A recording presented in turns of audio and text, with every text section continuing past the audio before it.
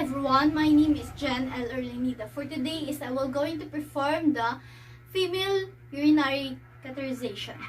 Is the insertions of an flexible tubes or the catheter through the urethra into the bladder.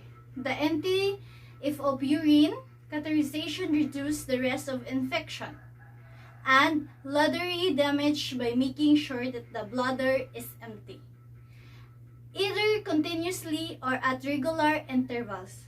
Urinary catheterization usually used when people are having difficulty urinating naturally, or this could also be before or after surgery. Prior to the conduct of the procedure, I had to check the doctor's order for catheterization. This is done for ensure that I have the right patient and the right procedure to be done. I will going to perform hand washing to deter the spread of microorganisms.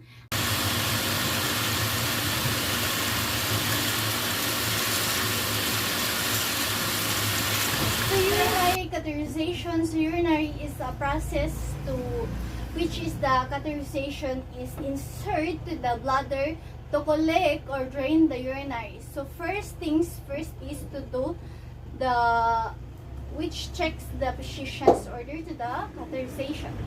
So introduce yourself to the client. So, hello ma'am, my name is Jen Linda. I am your student nurse for today. So can you please introduce yourself, ma'am? Okay. So how old are you, ma'am? Okay, can I say your respond, ma'am? Okay. So what do you want to call you, ma'am? Okay, miss. Okay, ma'am. So now put the equipment to the tree ahead of time will prevent the contaminations or arrangement. Understand that you are having difficulty urinating, and so your Dr. Jod has ordered for your have a urinary catheter. What I'm going to do to insert a tube through your urethra and direct into your bladder, so that can you secrete your urine. So expose genital area.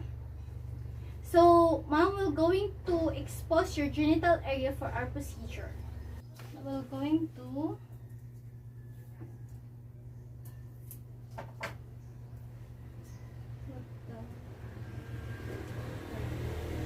urinary bag. So, I will going to arrange my all equipments for needed for my procedure. So, I will going to open my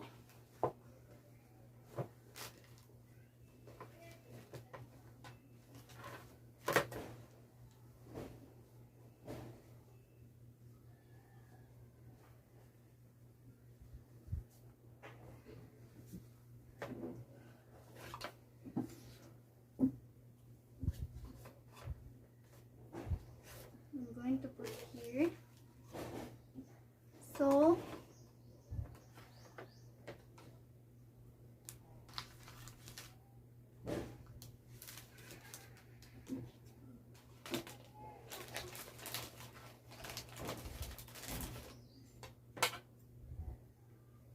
now position the patient in a dorsal recommended with knees flexed. This is done to provide good visualization of the meatus where we were introducing the catheter. Also to greasing will aid to the flow of the urine when the bladder is higher than the end of the catheter. So secure the urinary bag on the patient bed frame. So ma'am, I will going to expose your urinary areas or genital urinary, and you will going to dorsal recommend bed knees flex. So okay, thank you ma'am. So I will going to expose your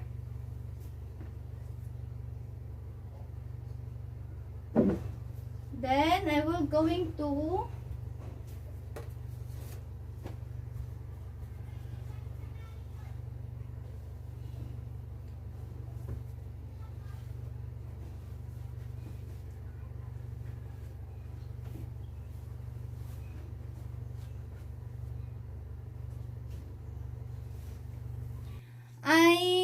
going to use use my sterile forceps to pick up some cotton ball soap in cleansing the genital area of the patient. Okay. First, let's lie down. Get the whole discard. Okay, next, I'm going to use another cotton ball for the labia majora. Likewise, we should never replace a stroke to ensure that we do not contaminating the cleansing area. Now, the labia majora. Likewise,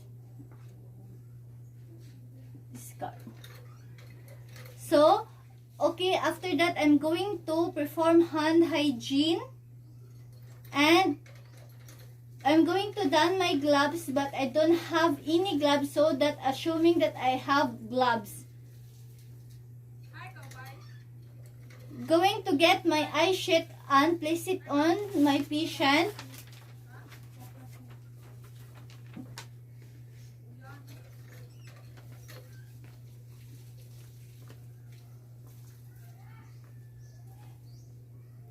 Okay, hand on the patient pubis while I'm holding the catheter in the place to avoid pushing and falling catheter, because withdrawing and pushing the catheter back in the urethra, infection to the urethra, and infection specimen needs to be collected. Pinch the catheter because the urethra flow out in the lumen not occlude. Place the specimen container in. Okay, place the next things that I'm going to do. The catheter to connect the urine bag, making close to lick and maintain the sterility to the connection. Next, to inflate the balloon, the 10 cm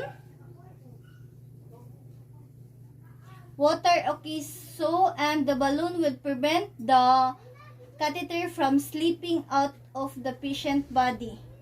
Also, when the catheter needs to remove the balloon with plated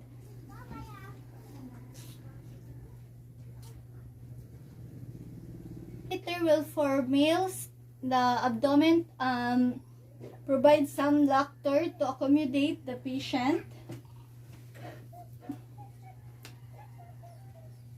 To movement, remove the eye sheet.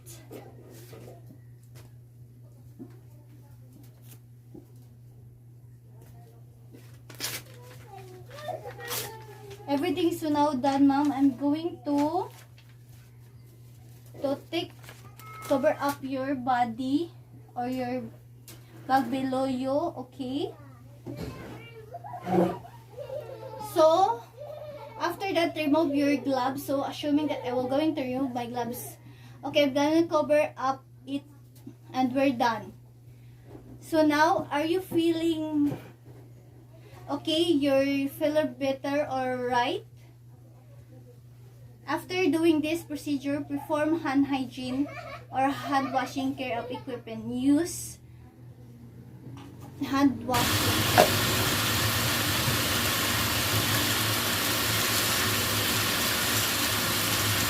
So after the procedure, we're going to document all the findings, but we're going to the catheterizations of the female urinary. So first, I will going to document all of findings. So that will be all tick.